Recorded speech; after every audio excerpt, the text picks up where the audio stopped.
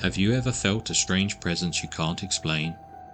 Have you noticed your pet staring into the darkness at something you can't see? Welcome to Spirit Hounds, the podcast that combines our two passions, the paranormal and all things canine. I'm Nicky Gardiner, an author with a keen interest in the paranormal. I'm Davina, a professional dog trainer and instructor. And we are joined by our curious miniature dachshund, Rosie. Join us as we explore the fascinating world of ghostly encounters, spooky legends from around the globe, as well as real-life dog training tips and techniques. Welcome to episode 4 of Spirit Hounds. On today's episode, we're going to do a few more battlefield ghosts. Frankly, there was far too many to fit into one episode. And then we're going to do a few local ghosts. And then we have another listener story. Yep, and in the dog section of the episode, today we thought we'd talk about IVDD, or Intervertebral Disc Disease. It's something that we've gone through with our dog Rosie, and we thought we'd maybe have a discussion around that to see if it helps any other listeners if they're going through it with their dog.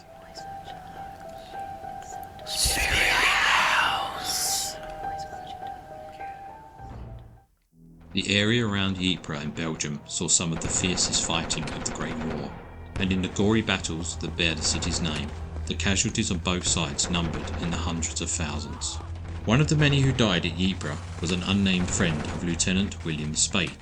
One gloomy night in December 1915, Spate was sat in his dimly lit dugout when who should walk in but his deceased comrade in arms. The next night, Spate invited another officer to sit in the dugout with him in the event the phantom of his expired pal should return, and he did. Spate recorded that the dead officer come once more, and after pointing to a spot on the floor of the dugout, he vanished.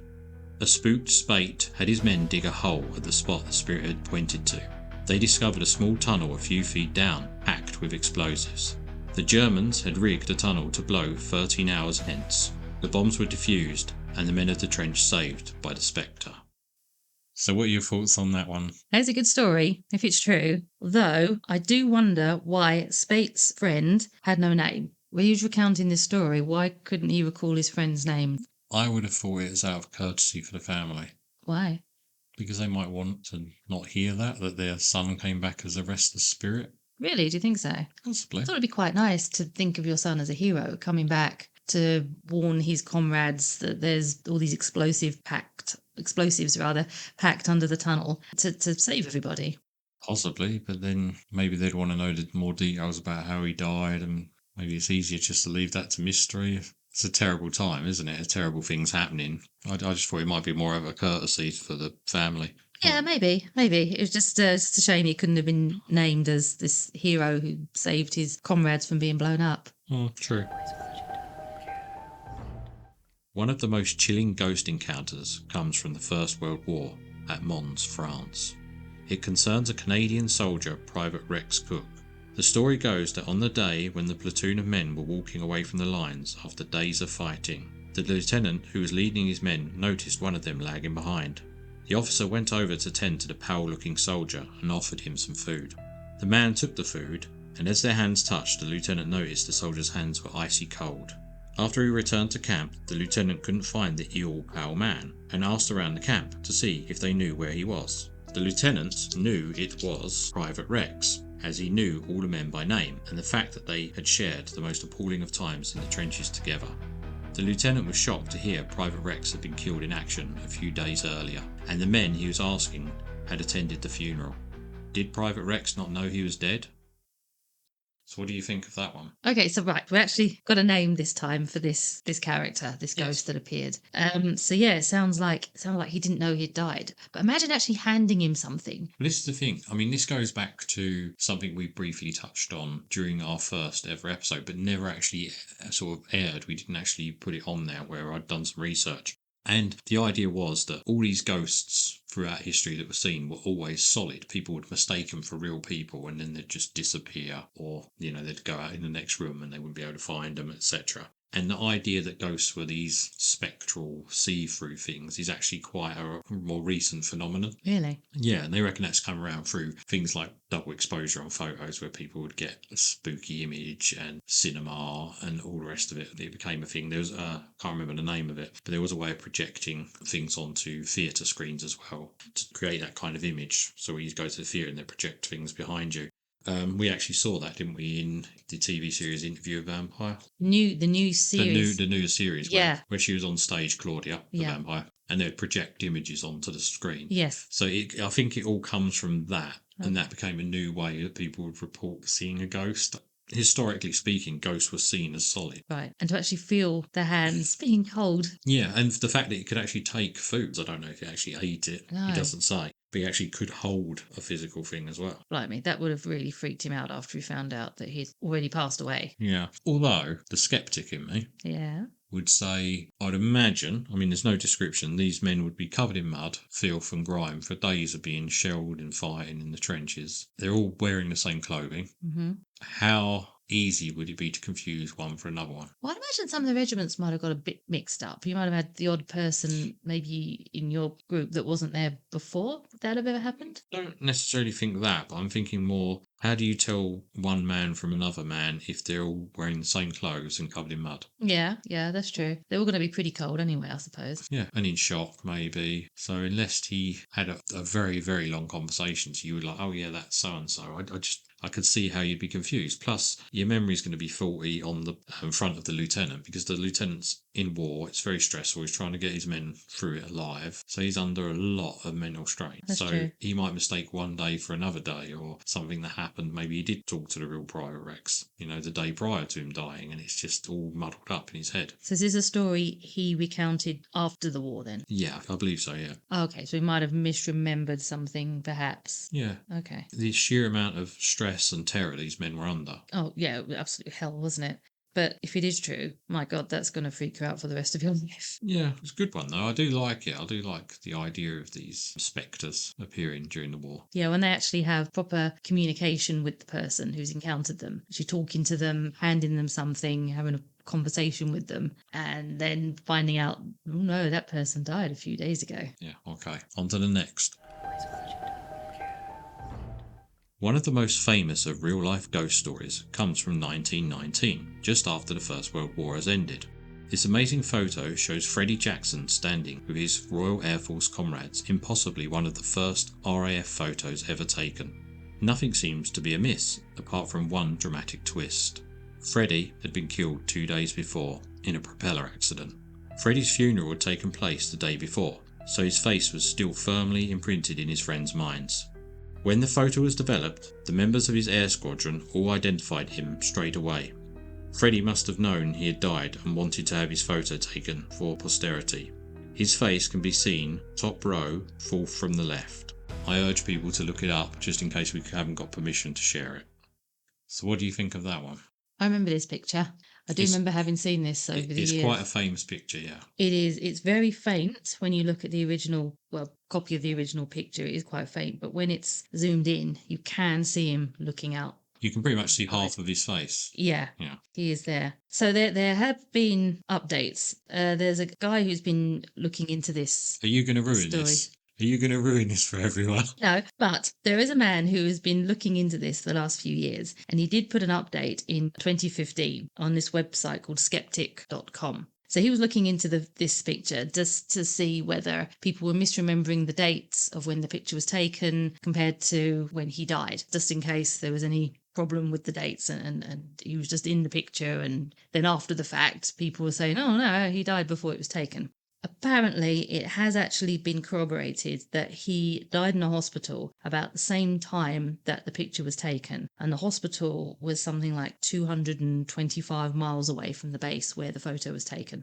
So he couldn't have been in the same place simultaneously. And he is the only one without a cap in the picture. Everyone else is there in their uniform with their hats on, and he isn't. So that wouldn't really have been allowed at the time. So it has been proven that it was taken after he had sadly died. And if it's a double exposure, it's a very lucky one to have got him in it if it's his face. Yeah, it's quite clear. When you're zoomed in and it's been cleared up a little bit, it is very clear. It does look like he's looking over someone's shoulder, really. Probably the first photo bomb then as well, isn't it? Yeah, probably is, isn't it? He started a trend. Yeah, it's a creepy photo. Yeah, I do remember having seen this before. Do you believe it's genuine? Yes. Okay, so you genuinely think that's him as a ghost? Even if it was a double exposure, the photographer who was taking these photos, unless he's out on the battlefield taking pictures randomly of different people, how would he have got that picture double exposed onto another picture of a full group photo? It might have happened, but I just think it's a little bit too much of a coincidence. It's a good one, though. I do like it.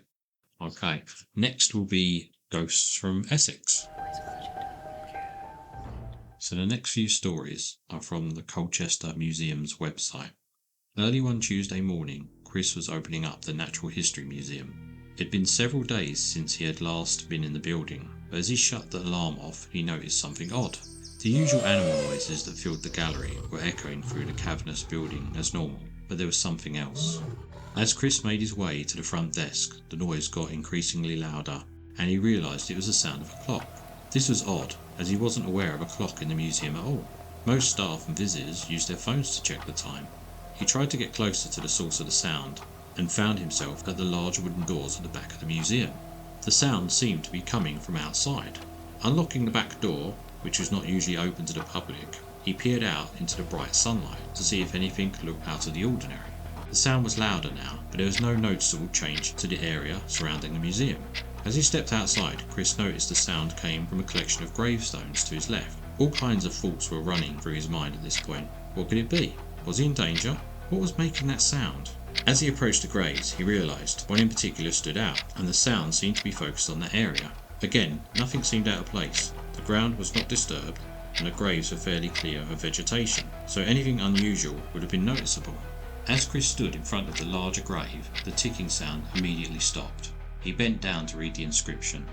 Here lies the body of John Smallthwaite, renowned Colchester clockmaker, loving husband and father. What do you make of that one? What a weird story. Was he buried with his clock? That's the first question I'd ask. Well, if so, it's really good at winding it up, weren't they? When did he die? It doesn't say, actually. You'd have to go there yourself and read it, but he said he was 60 when he dies, that's what it says. Oh, so we're not sure when. No, there's not a date. It wasn't fresh, and his clock was buried. I wouldn't imagine so, because he says that it's a large old gravestone. Weird that it stopped as well as soon as he got there. I wonder why he was trying to get him to come to that particular area then, to come to his grave. It's odd, isn't it? It's a weird one. I do like it, though. It's a bit like the telltale heart, isn't it? The beating. Yeah, he must have been trying to tell him something. Did the guy just then shrug his shoulders and go, oh, well, and walk off? What do you want him to do? Dig him up? Well, there must have been a reason. He was trying to get him to come over to his gravestone. You'd want to maybe do a seance or follow up. You want to do a seance in a graveyard. Oh, you know what I mean? You'd want to do some kind of follow-up to it, just to say, ooh. Which, the thing I find really kind of odd and interesting, because you do hear this a lot in various locations, but it's actually daylight. It's not a thing that's happening over night time. It's something that he's noticed in the day that's paranormal. Because people have this thing that paranormal, it's got to be night time, it's got to be dark and spooky. But this is happening in the day. He was definitely trying to get a message to him because he could hear it from inside, couldn't he? And then he had to go outside. That's a hell of a ticking clock, isn't it? To be heard through a building. Yeah, and then he just ignored it. Yeah. I don't think I could ignore it. Yeah, maybe next time we're in Colchester, because it's quite local to us, we need to actually go and find where this is the Natural History Museum, wasn't it? See if it's got a clock built onto the building or something that he's not noticed, because it does seem very odd. Yeah, interesting one, that one. Okay. It was late one Friday night, and the castle had been open a little longer for a group of students taking part in the escape experience. Only 2 members of staff were left in the entire building, both closing down the upper galleries. They walked around the chapel, turning off the lights as they went, before making their way back into the Roman galleries. As the pair approached the spiral wooden staircase that led downstairs, they heard a voice floating up from far below. "So, you've come to have a look around, have you?" It was the unmistakable sound of the jailer, part of the interactive sound and shadow display in the prison downstairs. The 2 members of staff glanced at one another and then back down the stairs. The recording continued its long, mournful monologue. and they decided not to check downstairs but continue locking up the rest of the building. Before finishing, they agreed to have one final look in the prisons, just to make sure there wasn't anything out of place. As they walked into the dark, echoey space, the sensor didn't trigger. There wasn't the usual greeting made by the jailer from the sound and shadow display. In fact, the sensor had been turned a full 180 degrees so as facing the wall. It would have been impossible for it to pick up any movement whatsoever. So who had they heard earlier on down in the prisons? So what do you make of that one? Because we've been here, this is Colchester Castle, which, to give a very, very, very brief history, Colchester was originally Roman. I believe the foundations of Colchester Castle were still Roman. Yes. And the castle was used for many horrible things, including the witch trials. There's many witches held there until they were basically put to death. And we had a little experience of our own back there when we first started dating. Yes, so we visited Colchester Castle, and I actually found the picture of this just recently, and it does look a bit odd when it's enhanced. It's very weird because you go down into the cells area at Colchester Castle, and they had a bit set up, like you say, with the shadows, and the motion detection goes off and it starts talking to you. It starts telling you a little bit about the witches that were held there and interrogated by Matthew Hopkins, the Witchfinder General, and some of the awful things that happened to them. And the weird thing was, took a picture while we were in there, and there was some strange image sort of going on in the background, and the talking started, didn't it? Even though we weren't moving around at all. Well, no, we were actually outside of it when the talking started, because we originally, when we walked down to go in there, we heard the voices start up, and we both stopped thinking there was another party of people in there. And because it's quite a small cell space, and kind of wanting to avoid loads of children that would be talking over everything, so we just held back. And then it finished doing its thing, and we went in there, and there was no one in there. It was like a complete dead end. It's literally a cell block. So yeah, there was nothing to trigger at that time when we went in there. It was only when we were leaving, I believe, you started clicking off photos, and then we've got this blurry thing on the enhanced photo, didn't we? Yeah, it does look strange. I mean, neither of us are very good photographers. We're not exactly David Bailey, but it does look a little bit odd when it's enhanced. And yeah, you're right. So at the time, I think we just thought maybe it goes off every now and then. Yeah, it's on a timer. It just goes on a loop. Yeah, and it's only now, having looked at their own website talking about these things, where they've actually mentioned this thing going off or hearing the voice of the jailer, and we're like, yeah, that actually happened. But we genuinely thought, oh, it's probably a timer or something like that, but it was a sensor, so there was nothing to set it off when we went there. No, we weren't sure, were we, over the years, and kind of just forgot about it. And then when you mentioned that, I was thinking, shit, we did actually witness something. But you can understand why. When you go in there to describe it to people, you go into the cell, and it's mainly stone, but the actual bit where people are held have kind of got like a wooden front to them with like iron bars going up, and you can actually see where the wood is rubbed smooth, and it's from the movements and the hands coming out, I'd imagine, and things, but it's literally as smooth as anything, isn't it? It's a horrible experience touching that door, knowing that back to the 1500s, 1700s, people were kept in that room incarcerated. They were all held onto that door, and probably a lot of them were killed. And you're actually touching history. You've touched part of an area where people were held onto that door, these people beyond desperation, fighting for their lives. And let's be honest, with the witches, it's just people who were unpopular, or someone wanted something from them, so they accused them of it. Yeah. And what defence did you have? You can deny it as much as you want, and they will just torture you until you agree, you break. And if they don't do that, they'll do something like float you in a river, and you're only innocent if you drown. And if you float and survive, they'll kill you anyway. Exactly, because that must have proven that you were a witch. Yeah. Yeah. I mean, in Essex alone, 1,000 people were accused of witchcraft from around 1500s to, I think, up to the 1800s. And quite a lot of them spent their time in those cells at Colchester Castle. So it's a lot of history. Just that little area, just of the witch trials being held. And there were many other people held there as well. Just talking about the witches, they weren't witches, they were women falsely accused of being witches. And I believe one man, the priest who Matthew Hopkins killed. Yeah, I think there was, yes. I suppose a warlock in his case. But yeah, I'm sure there was one. Yeah. Okay. It was closing time, and Sam was on duty to lock the upper galleries and make sure everything was switched off. As she approached the Boudica gallery, she saw a shadow pass across the glass in the doors leading to the staff-only area in the building. Wondering if a member of the public had gotten lost and ended up in there, she went to investigate. As she passed through the doors, Sam called out, "Hello, I'm afraid we're closed now. If you'd like to come with me, I can let you out downstairs." There was no reply. Sam saw more movement through the second set of doors leading to the great staircase, and wondered if they had got trapped in there after a tour.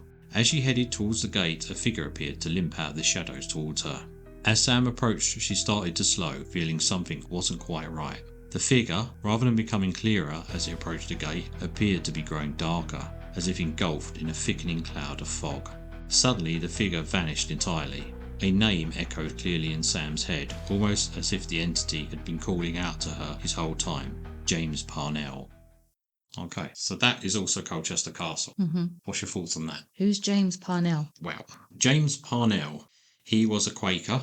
He was imprisoned there because he was protesting in churches, causing disruption and things, because his faith was different to the faith in the area. And basically they wanted to fine him originally, and he refused to pay the fine or couldn't pay the fine. So he was put in the prison where he was treated horrendously. Basically they starved him. They wouldn't let his family or friends see him. They supposedly would even beat him. So he basically died horribly within the castle walls. Okay, why was he calling out to her?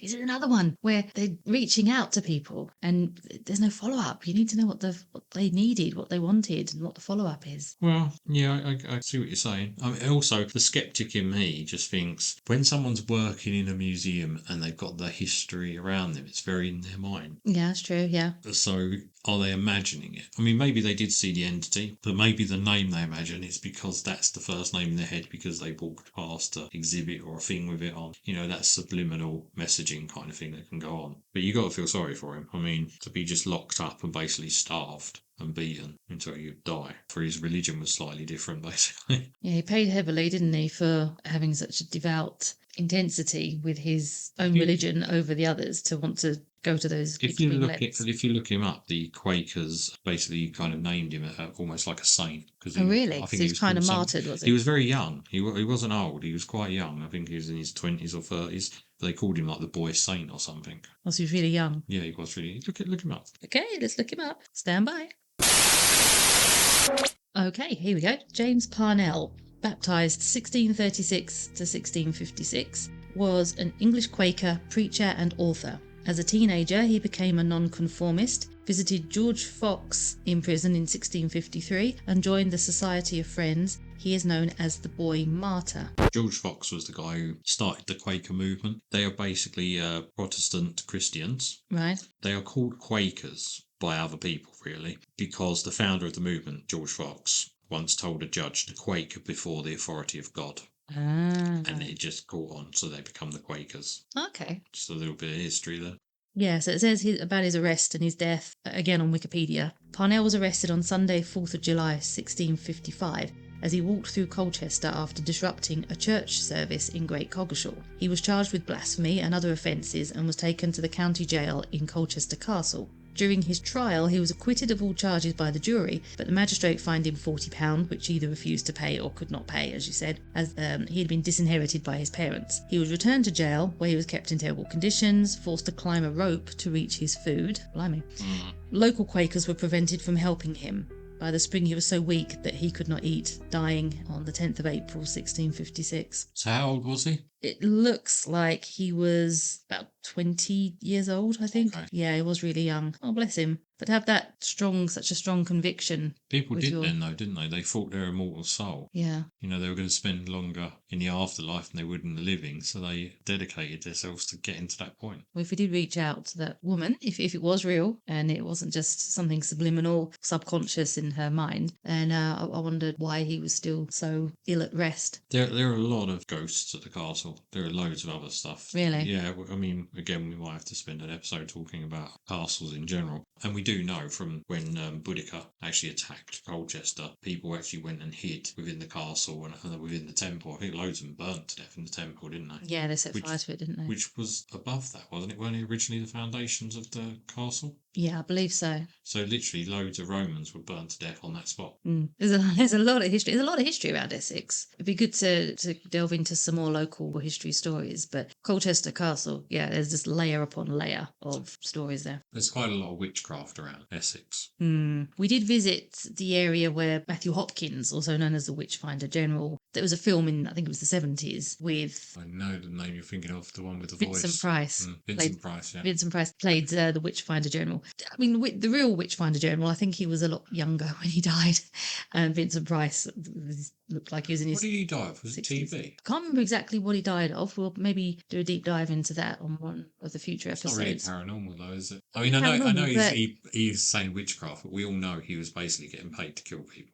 Yeah, it was a horrible, nasty piece of work. But the strange thing was, when we went to Manningtree, which is where he stayed or grew up, there's not an awful lot about him there. Whereas it's a big part of history. We You think there'd be something. one of the, I believe it was a pub, wasn't it, we went into, that was where he used to live. And there wasn't anything really to say that, was No, there? you think there'd be a sign or plaque or something up. So, you don't want to glorify him, but even if it's just something to say this quite famous name in history was here, don't think he needs to have a blue plaque. No, I was actually thinking blue plaque. I was thinking, Don't want to honour him, but just something to say it's part of history. This person was here. Probably do quite a lot for local tourism as well.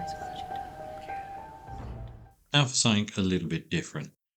During World War II, a remote village in Switzerland became the site of strange happenings when a British company of soldiers stayed there. Wood, tarps and valuables began disappearing, which were dismissed until a child went missing as well. When more children, as well as a private from the British company, disappeared, rumours of a monster spread. One night, soldiers saw a mysterious figure and chased after it, thinking it was the being that preyed on the village. Though they never caught the figure, the soldiers discovered a cave. Shots were fired from inside of the cave and the soldiers returned fire. Upon pressing further into the cave, soldiers found the body of a British private who had been shot through the heart. He was surrounded by the half-eaten bodies of the children that had gone missing. what do you think of that? Not a ghost story, not necessarily paranormal, but it's just something I stumbled upon.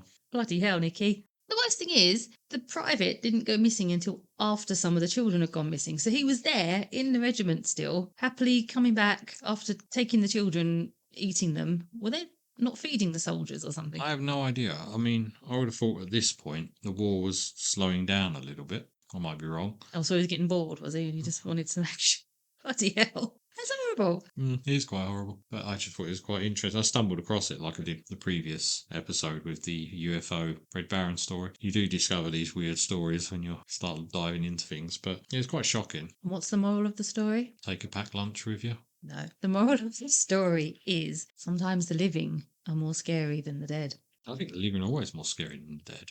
Well, is it true though? Whenever we've watched things, like zombie things, for example, like in The Walking Dead, the zombies became secondary. They were just an annoying background issue. It was the living ones that were the scary ones that were capable of more destruction and all that than the ones that were dead trying to eat and kill the living. Well, the thing is, I know you wouldn't always be able to 100% say with certainty it's never happened, but there are very rare cases where something paranormal has supposedly led to someone's death. This is true, yeah. You can say exorcisms, of course, people to die. Oh, we'll have to talk about that one time as well. Possibly. There is also, obviously, people disappear and you don't know the circumstances, so you could argue some of them could be paranormal in nature. But by and large, people kill people. I think Scooby-Doo taught us that usually it was someone in a mask at the end. Wow, Scooby-Doo. Okay. Never liked Scrappy-Doo though. No? Nah, Scrappy-Doo was annoying. Scooby-Doo was cool. He was scared of things, but he still went ahead and helped the others. But Scrappy-Doo, he was just annoying. They should have used him as bait, maybe, just chucked him in to lure out the bad guys. And I just watched it for Daphne. such a pervert. Okay, so what's next? We've got a reader. Not a reader. Listener? We have a listener story next.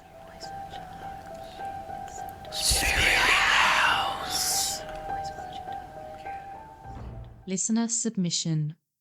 In the autumn of 2004, my wife and I moved into a small stone cottage in North Gloucestershire. Although not particularly architecturally distinguished, the house had a welcoming feel. The only room which had a slightly strange atmosphere was the master bedroom, which for some reason always made me look over my shoulder when I had my back to the door. Other than that, and the odd occasion when I felt a presence in one of the other rooms, the house was reassuringly unspooky and we were happy there for 14 years. The house, and our next door neighbour's house, had originally all been part of a complex of farm buildings, the farm itself being situated directly behind the houses over a new fence. The house and our neighbour's house had been sold off by the current farmer and his brother. The farmer's brother had moved about 3 miles away where he also ran a farm. In the winter of 2011, I caught a nasty case of the flu. Not just the run-of-the-mill man flu, but full-on, can't walk, can't eat, sweating like mad, joints aching proper flu. My wife was working through the days, so I lay in bed feeling rotten, hoping it would pass soon. One evening, when I was feeling particularly grim, I closed my eyes in exhaustion. When I next opened them, I was aware of two things. One, for the first and only time in my life, I was awake but couldn't move at all. Two, I was immediately aware that I wasn't alone, or at least there was a presence. I looked to the side of the bed and saw a small elderly woman with white hair, wearing what appeared to be a dark brown or black top and a long skirt, and who was looking at me with a concerned expression. I remember the woman's face, in particular her distinctive upturned nose. I managed to scream, although nothing seemed to come out of my mouth but a faint cry. My wife ran upstairs and asked me what was wrong. By that point, the old lady had disappeared and I was able to move my body again. I explained what had happened to my wife and we both agreed it was very strange, but thought that I must have been delirious with flu. However, the woman's face was burned into my memory and still is. A few years later, the farmer's brother opened a brand new farm shop and restaurant at his farm a few miles away, and I decided to check it out. I went to the meat counter to buy myself some sausages and spoke to the brother, who I had never met before. I thought that he looked strangely familiar from somewhere and my memory stirred, but I couldn't work out why. I mentioned where we lived and he said, "Oh yes, my grandparents lived there for many years. There's a photo of all of us over there." I looked at the large framed family photo on the wall behind him and got goose pimples. Standing behind the two brothers in the photo was an elderly couple. The wife was short, with white hair and a distinctive upturned nose, the same woman I had seen. Although I had felt paralysed and terrified on that day, I hadn't been terrified by the woman herself, who I believe to this day was somehow expressing concern for me. What do you think of that story? That was from James. I like it. I like a lot of the things where someone identifies the person later on in a photo.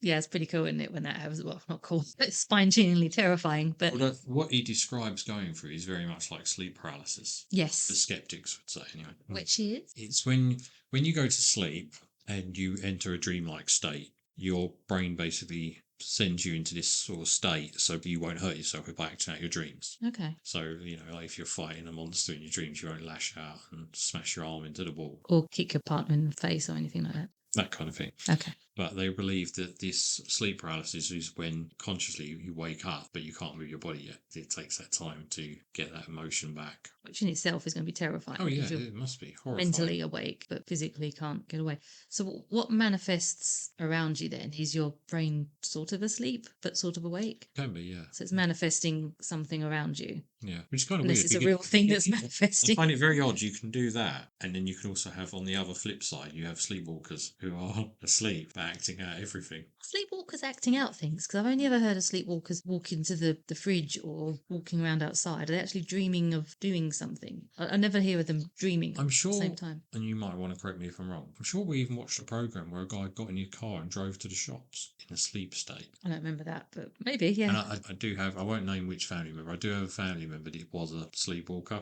And at one point they did even get up out of bed and pee into the airing cupboard whilst asleep and go back to bed. So you can, on the flip side, you can act out all these different behaviours. They had a dog. For years, were they blaming this poor dog? They didn't have a dog, no. But you can see my point. It's odd your body can do both. It can do this thing where it completely shuts down your movement. And you've got this other sort of state where you are moving around. Yeah. I mean, James's possible hallucination, but maybe not, because he then later saw a picture of the lady. Kind of reminds me of a hallucination you had years ago. I remember when you were really ill with the flu or man flu, whatever you want to call it. And I was dying. I don't know which incident you're going to talk about. You were convinced that you were a TIE fighter pilot. What? Or an X-Wing pilot. It was something from Star Wars, and you'd had this really vivid dream where you were going off to fly. I don't remember this now. In a spaceship from Star Wars. Are you sure you didn't dream this? You were adamant that this happened. You were probably delirious when you told me, but it made me laugh so much. I remember once when I was very little, I had a really bad stomach bug, and I seem to remember that I weren't even meant to eat food for a while. I was meant to starve this thing out or something.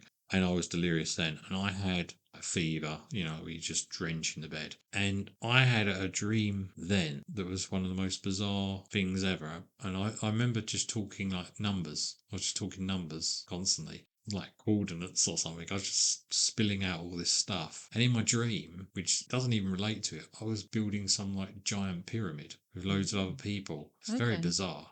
Have you ever had a fever dream? Not that I can remember, no. Possibly, but nothing springs to mind, nothing that You that I don't can really remember dreaming though, do you? No, I know I dream. Yeah, I know you dream 'cause you talk. But some of the dreams I do have seem to always have Celebrities. celebrities in them. I don't know why. I know. The amount of times I've lost track of where it's like Robin Williams is in a sewer, weren't it? That was one of your dreams. Weird. Yeah. I remember, I was walking down the street. That's quite vivid. And someone sort of called me over, and it was coming from down below, and it was like from the sewer, but not like the drains we have here in England with the grates. It kind of where the sewer Basically goes. it. It was like Pennywise, yeah. yes. But then when I looked, it was Robin Williams, not Robbie Williams from Take That, Robin Williams, the comedian actor. And he was sort of calling me and going, yeah, come down here. And he didn't actually say, we all float down here or anything like that. But it was just Did he say nanu nanu? yeah, why not? So He was hiding from the Red Baron. I'm trying to remember all the other celebrities because it's always a celebrity in your dreams. Yeah, it's pretty cool. I'm just always hobnobbing with the rich and famous. Oh. But it'd be interesting, though, that story that James sent in. Did he talk to the guy or his brother about the fact that he'd had this encounter? You'd kind of want to, wouldn't you? But it's a hard thing to sort of raise, isn't it? Go, I see your dead ancestors in that house. Yeah, but it'd be interesting if he said to him, oh, they lived there. This really strange thing happened to me. Maybe leave out the bit where he was really ill, maybe possibly delirious with the flu. Yeah. But just say this really strange thing happened to him. And yeah, because that would be a good conversation starter with them as well. Only if they believe in stuff. I know it's an awkward topic. The thing to is, bring up with someone. if they're a complete non-believer, like they don't believe in nothing, they're just going to look at you like you're crazy. Yeah. So that's the thing. You need to judge whether someone is open to the idea that there's something else before you probably raise that subject with them. Sort of test the waters. Yeah, a little bit, yeah. I like half a pound of sausages. And do you believe in ghosts? That kind of thing. Yeah. But again, that's another really good story. Thank you, James. Yeah, keep sending them in. If anyone's got one, please do send it in. You can send them through to spirithounds@yahoo.com. No stories too short, no stories too long, no stories too spooky, as Nicky said last time. And we will read out every submission that comes through to us because some of them are amazing, aren't they? Some of them are really good. Yeah, I want some UFO ones. I know you do. You're obsessed with UFOs.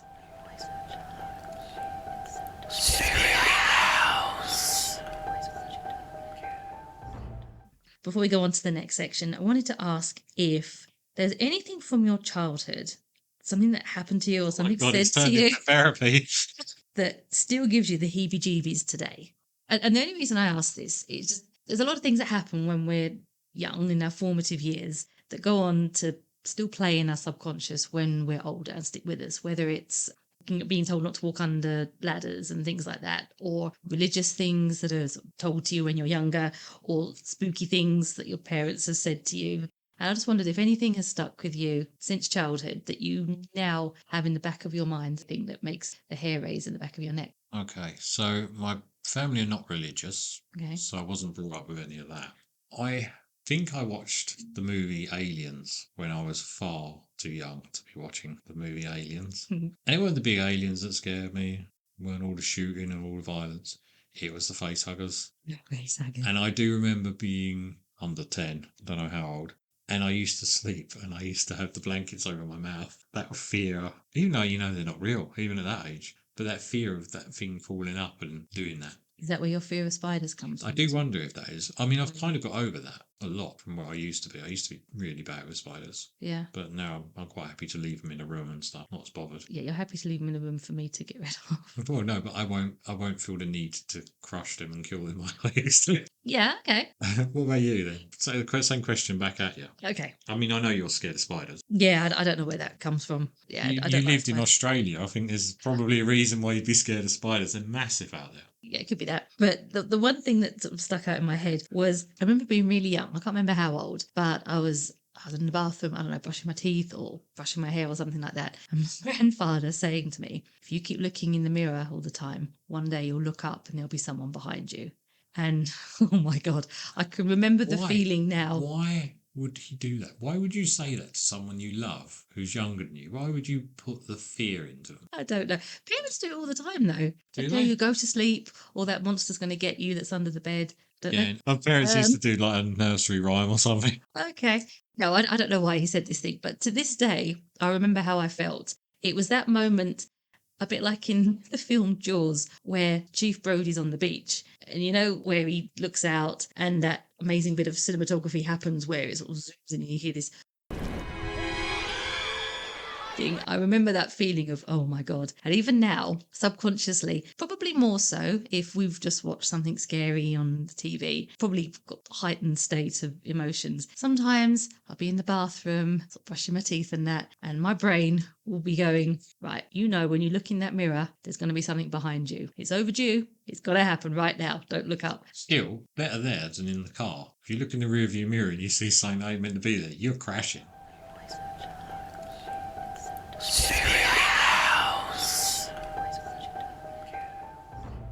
Hey, so now we are on the doggy section of the episode, and rather than training aspect, I thought today we'd talk a little bit about IVDD, or Intervertebral Disc Disease, to give it its full name. Now, this is something that we've gone through over the last year with Rosie, our miniature dachshund, and it has been a nightmare for her. So IVDD, Intervertebral Disc Disease, is sometimes referred to as a slipped disc, but I don't think that's quite right. I think slipped disc makes it sound quite mild. The disc technically hasn't slipped, it's more of a ruptured disc, and it is an intense pain rather than that's a bit of a twinge there. Because, you know, with Rosie, she would scream quite a lot whenever she was feeling discomfort, so I don't think slipped disc quite captures it really. IVDD is the most common spinal disease in dogs. There are other spinal diseases around, but IVDD is the most common one.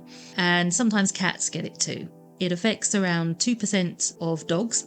Any breed of dog can be affected by IVDD, especially as they get older. But mainly, chondrodysplastic breeds are the most commonly affected. Now, chondrodysplastic breed are the breeds that have abnormal growth of cartilage, and they do seem more disproportionate, their limb to body ratio. The most obvious ones are Dachshunds and Basset Hounds and things like that. So that particular breed are the most commonly affected, mainly Dachshunds. But the top 3 breeds overall that are affected are Dachshunds, Beagles and French Bulldogs. And I feel so sorry for French Bulldogs because they're also a brachycephalic breed, which means they've got the flat face, and they also have to deal with problems like respiratory problems, as well as IVDD. Overall though, Dachshunds are the most prevalent breed that will suffer with IVDD. It's averaged that it's 19% to 24% of all Dachshunds will show signs of IVDD in their lifetime. So am I remembering correctly that for a miniature dachshund, there's a 1 in 5 chance of getting IVDD in their life, whereas the standard, the bigger ones, is like a 1 in 7. Yeah, that's correct. But yeah, so since getting Rosie, we got her late December 2023. Every now and then we noticed quite early on that she would sporadically cry out. Yeah, I do vaguely remember she'd roll on her back and would do that thing where they'd waggle their backs on the floor, and occasionally she'd yell. And I noticed quite early on when we had her, she had a huge lump in her groin at those times. It was like a hernia, and I would be able to massage it back into where it should be. And we genuinely put down any yelps down to that, didn't we, for quite a long time? Yeah, we just thought it was the hernia. And it was booked in to be sorted out in the August of 2024 when she was booked in to be spayed because she was still intact when we got her. So we had to wait for another clear season, and then she was booked in for the August to be done, along with having the hernia sorted out. However, that week, the beginning of the week that she was booked in for, in August, she had been very quiet that morning. She was reluctant to move. She didn't want to eat. She'd had a bad tummy. She'd been vomiting. And then when we were out walking, she was very reluctant to walk. She then started screaming when we were touching her back or attempting to pick her up. So we just took her straight to the vet, didn't we? And the vet just said, no, it's her back. It's IVDD. And kind of referred her straight away to this veterinary hospital in Cambridge called DWR, which is Dick White Referrals. Absolutely brilliant place. Bit expensive though. They are expensive, but they're very good. Yeah, so we had those symptoms. Other symptoms in IVDD can include if the dog's limping, if they have any loss of balance or loss of coordination where their legs they trip over their own legs, rapid breathing, shivering, being hunched over, any trouble laying down or getting up. So there's some of the other symptoms that happen if the dog has signs of IVDD. So things to look out for and maybe go to the vet. I mean, when we first took her to the specialists, they said a month's crate rest. They were hoping it'd get better with rest, which was very awkward because she didn't really want to stay in a crate anyway. Yeah, well, it was awkward. And I mean, at the time, the vet carried out their neurologic examinations. They didn't do an MRI initially, but they carry out these other initial examinations just to see if it possibly is IVDD and what stage it is. So they did things like testing her reflexes. They do something called postural reactions as well, where they flip the paw into like a knuckle stance, so it's almost upside down, and they see how quickly the dog can put it back to normal, which is quite an interesting one. They press all along the spine to check for any pain, and they pinch the toes as well on each of the paws to check their deep pain sensation. After that, they tentatively diagnosed her as stage 1, possibly stage 2 IVDD. There are 5 clinical grades of IVDD. Stage 1 is pain, mainly just the pain, but everything else is working okay. Stage 2, they're experiencing the pain and they'll have wobbly walking, a bit like a drunken sailor, wobbling from side to side. Stage 3 is the pain and they can't walk. Stage 4, pain, can't walk, paralysed legs, and there's also reduced bladder and bowel control. Stage 5, the worst stage, is sort of all of the above, and they cannot feel anything in their toes.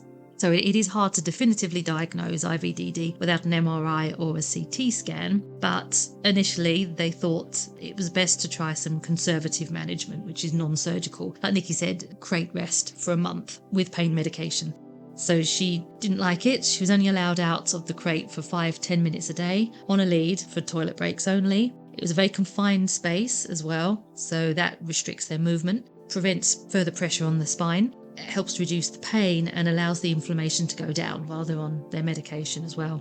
So that month dragged, didn't it? Oh yeah. And the sad thing is, when we went back to be assessed really again, see how she was doing at the end of the month, we were kind of thinking she was doing a bit better because she'd started trying to climb up on our laps when we'd sit on the floor and things like that, which she wouldn't do before. So we were quite shocked when the consultant basically inspected her and said, no, we need to do an MRI. All we'd noticed with Rosie was occasionally, and it was very occasionally, on her back right leg, she'd scuff her foot, and it was probably 1 in every 5 steps, she'd just do that little along the floor. Yeah, it wasn't properly dragging, it wasn't. No. It was just like a slight scuff drag and then right herself again, yeah. So we weren't even prepared to leave her there that day after driving up there because we were like 2 hours away. And they were just like, yeah, we're going to have to take her in for the MRI and then we'll let you know. We were pretty shocked.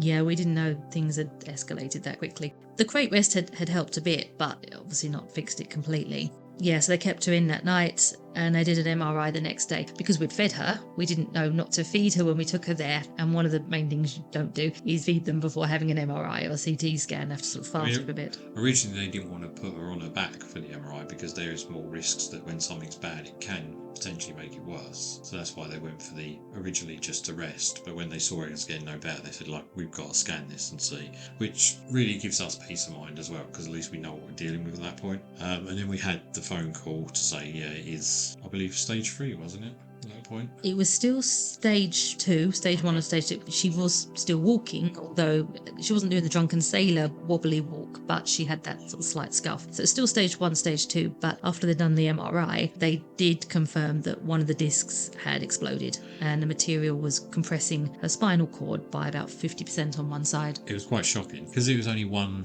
I say only one, but it was only one of her limbs that's slightly affected. I don't think either of us expected to see the scan and see over half of her spine being affected in that way, the spinal cord. No, that was... So we're kind of glad that at that point, we opted for treatment because that was not going to get better. No, so they decided they were going to carry out surgery straight away, really. The surgery that Rosie had was a thoracic hemilaminectomy, which is a decompressive surgery. So obviously, because it was compressing her spine by 50%, they needed to decompress the spine.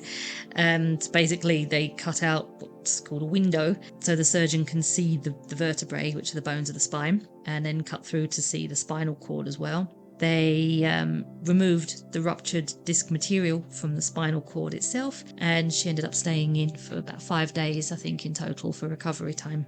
But that's kind of only the beginning of the journey, because we've had then 3 months of really slow rehabilitation and allowing her to do more. She's only just started doing longer walks. She's only just really got her fur growing over her scars at 3 months. So she had her surgery, it was the 24th of October, I think we brought her home. And 3 months on, it's quite a long recovery process. And we were lucky, where even when we were there, we saw other people who'd taken their dogs in who'd had the surgery, and some of them couldn't walk. They were having physio, they were having hydrotherapies and things to try and improve the movement and the feeling in their back legs in a lot of cases. So we're and Rosie's very, very lucky that she's made the recovery she has so far. But we're still, you do get on the point where you get paranoid about it. Oh, yeah, definitely. Yeah, I have a heart attack every time she tries to jump up. And it was just a few weeks ago where she'd been fine all the time, and she was actually sitting on the sofa. We don't let her jump up and down off the sofa, just for anyone who's listening. We'd lifted her up there and we lifted her down. But I'd gone to lift her off of it and she screamed, just like she did when her spine was bad, and I was instantly like, oh my God, not this again.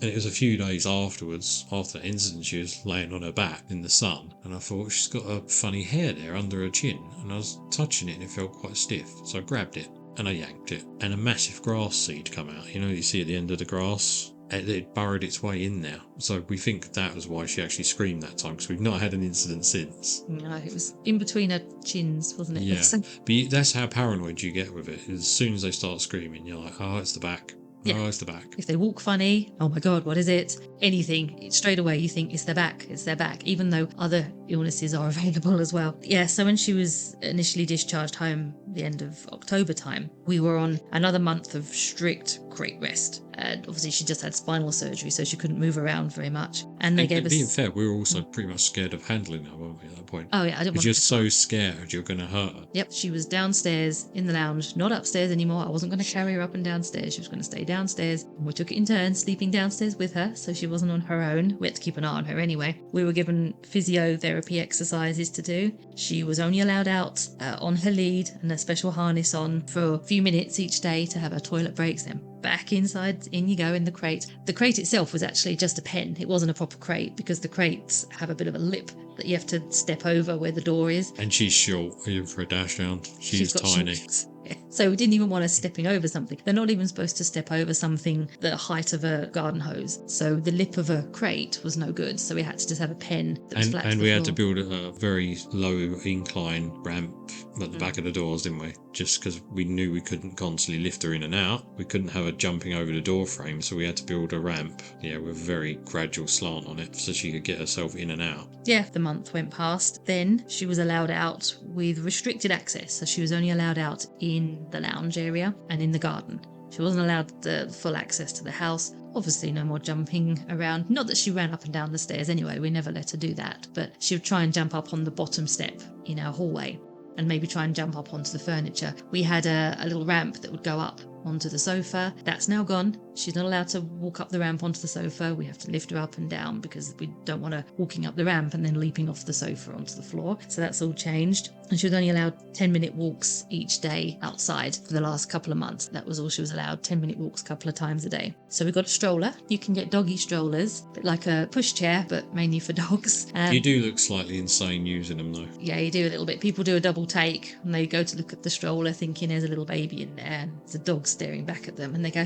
oh, that's nice. The one we got was just a basic one from that online retail giant that I won't name. So if anyone is looking to get one, it's quite a basic one. It's made by a company called Wedivco, Wedivko.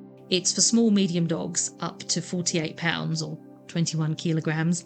And it's a 3-in-1, so you can use it as a stroller, you can take the top bit off, use it as a carrier, it doubles as a car seat as well, you can attach the seat belt around it when you put it in the car. So it's quite a good one, it's not very expensive. It is good, and it will last for the months of recovery. Although if your dog was permanently disabled, I would say I'd probably go for a different one, purely because a lot of the clips on it are plastic. And you do wonder how many times you can clip and unclip and what the lifespan of them is. Yeah, it's good for short term. Yeah, it's good use. for- Hopefully we won't need it Yeah. anymore after she's built up being out for an hour. Where we walk other dogs, she'll come out with us with the stroller. For the hour that we're walking the other dogs, she will come out for her 10-minute walk with them. Then she'll go back into the stroller while we're doing the rest of the walk with the other dogs. So rather than to take her out on her own. And the thing is, it's also about the stimuli, because when you've got a dog that's recovering from this condition, this horrible condition, they're not allowed toys because they'll rag them, they'll grab hold of them, they'll shake their head, and there's trauma to the spine potentially with that. So they've got nothing to entertain them, and they're literally stuck in four walls. So having the stroller does help, because you can at least get them out, clip them in that,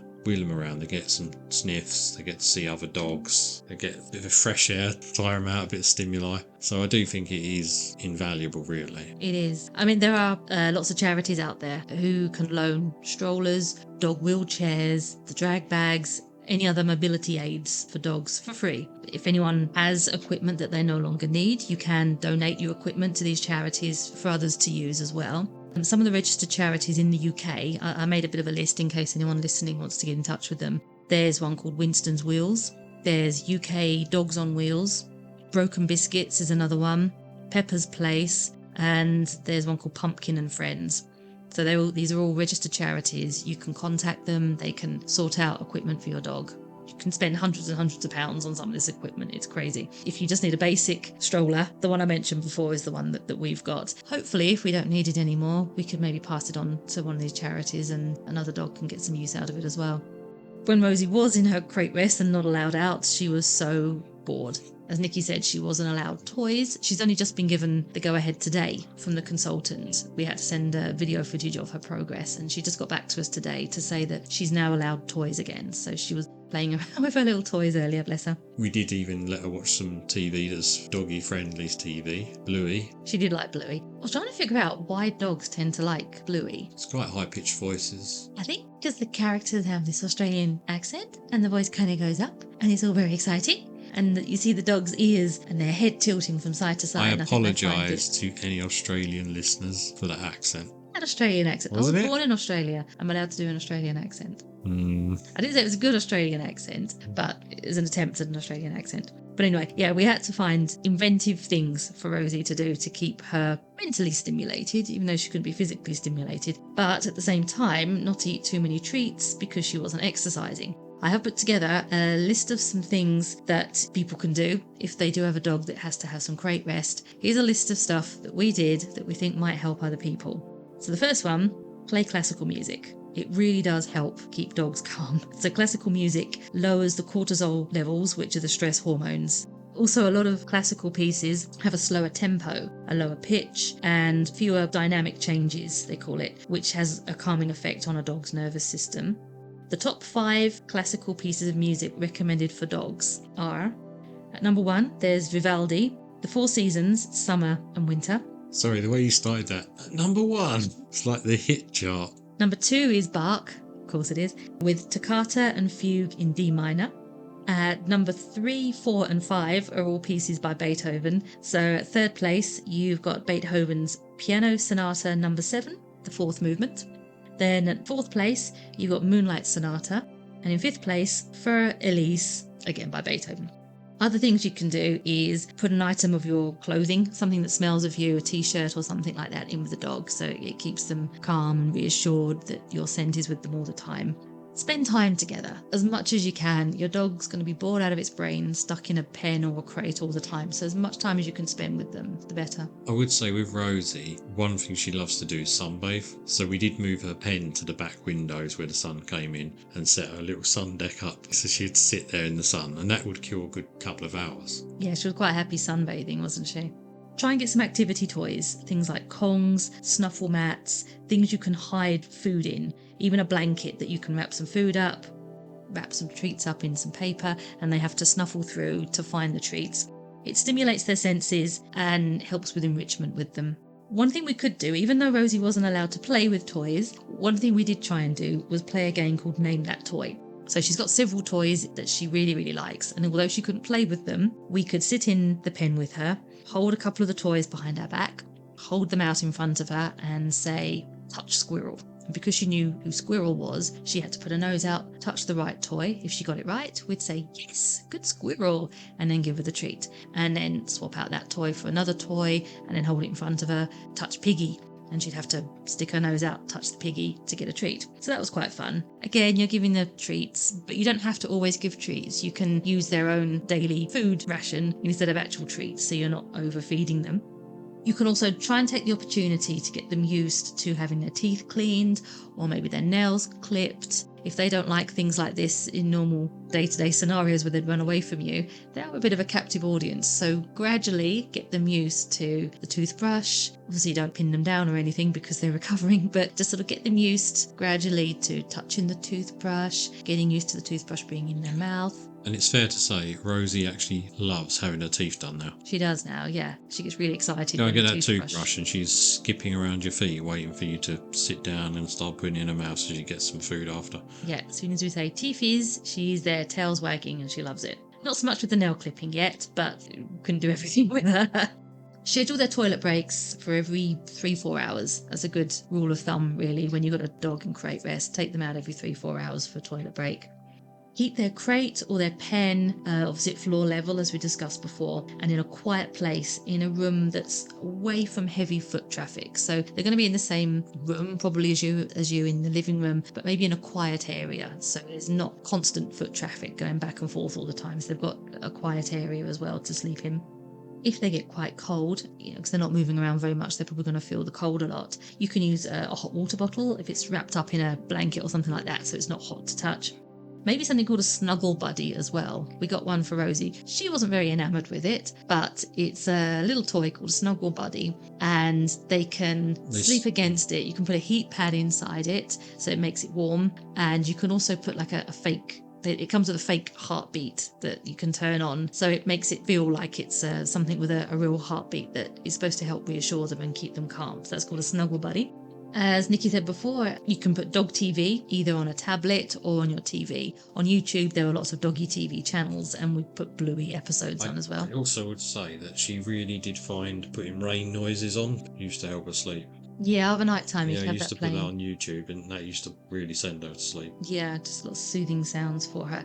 And when she did have some treats, we tended to use the calming treats, ones that have chamomile in them and things like that, rather than other treats that would keep her stimulated. The chamomile sort of just kept her calm. And she was in season as well at the same time, so her hormones were all over the place. It was the perfect storm, wasn't it, really? Yeah, I would definitely recommend the IVDD handbook written by Dr. Marion Dawn, and it really is a Bible. It covers all different scenarios as well. Even if your dog is just recovering using just crate rest initially, and then your dog's fine, there's a whole section about that, right through to if you are having to deal with a dog living with stage 5 IVDD, which isn't always a death sentence. I mean, dogs are very adaptable. They still lead very You do full see lives. them on once you join various Facebook groups that are dedicated to this, which is heartbreaking. I wouldn't recommend doing it unless you really need to. But you do see various videos of dogs in these drag bags or just dragging their back legs, but they seem happy. They seem to be living a good life. Dogs are very stoic. They're very adaptable. They don't really dwell on things like that. You've probably seen videos of dogs that have lost a leg and things like that, and they're happily running around on the other 3 legs as if nothing's wrong.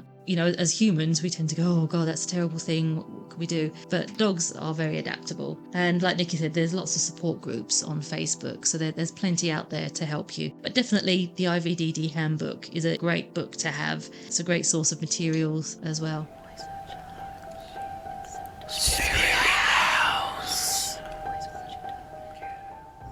Okay, so that concludes this episode of Spirit Hounds. If you would like to submit any stories or questions to us with regards to paranormal experiences or anything dog related, any tips that you'd like some more information about, anything you'd like to discuss further, any training questions you might have, you can email us at spirithounds@yahoo.com. Our YouTube channel is Spirit Hounds. We have a Facebook page, which is called Spirit Hounds Podcast. If you wanted any training at all, you can book it directly through our website, which is www.storepaws.co.uk, and then click the link through to the training page. If you like what we do, you can rate us any of the platforms where you get your podcasts from, on YouTube, anywhere like that. You can like and subscribe and share, tell your friends about us. And please do feel free to contact us. We will always read out any submissions that come through to us. It would really be appreciated if you could take us a moment to rate us wherever you do listen. Go on, be part of the pack. Yeah, be part of the pack. Thank you for listening, and we'll speak to you next time. Bye.